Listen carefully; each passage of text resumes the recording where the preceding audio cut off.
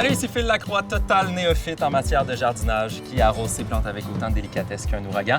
On a la chance d'être sur un toit vert exceptionnel. C'est le toit du IGA du chemin. Je suis avec Tim, qui est maraîcher. Salut! Salut! Tim, là, j'en apprends de plus en plus avec toi par rapport au jardinage. Quoi planter, comment l'entretenir. Est-ce que tu as des astuces idéalement naturelles pour repousser tout ce qui est insectes ou petits animaux nuisibles? Déjà, il faut dire que pour être bon jardinier, il faut être zen. Il faut accepter aussi que les insectes, les écureuils, c'est un peu une taxe qu'on paye là, à Dame Nature. Donc, il faut accepter des pertes. Oui, il faut accepter des pertes, ça va arriver.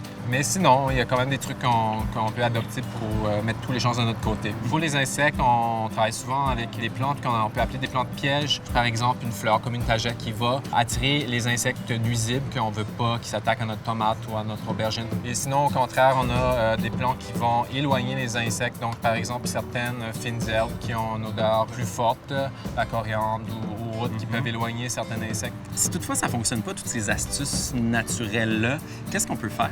Nous, ici, dans le jardin, on ne va pas prendre de chance, on va tout de suite couvrir les plants qui sont plus vulnérables ou plus susceptibles aux pressions d'insectes avec un filet.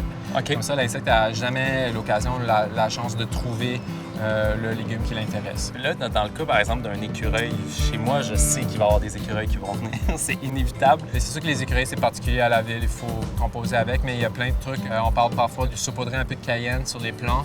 Ils vont pas aimer ça. Ça peut marcher pour un certain temps, mais sachez que ce n'est pas des solutions parfaites. Puis là, si mon jardin survit à l'été, on y croit, qu'est-ce que je peux faire après pour que mon jardin, justement, il traverse l'hiver puis qu'il soit comme prêt pour le printemps prochain?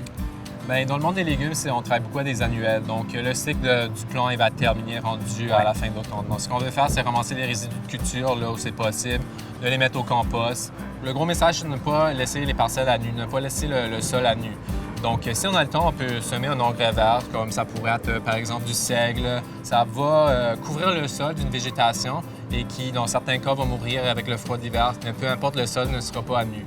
S'il y a une chose à retenir, c'est ça à faire à l'automne. Je m'attendais à moi-même pas survivre à mes activités de jardinage, puis avec tes conseils, on dirait que je trouve ça plus facile que ce que je croyais. Merci beaucoup, Tim. Merci à toi. De votre côté, si vous voulez en savoir plus sur le jardinage, surveillez nos autres capsules parce que Tim a beaucoup de conseils pour vous. Salut!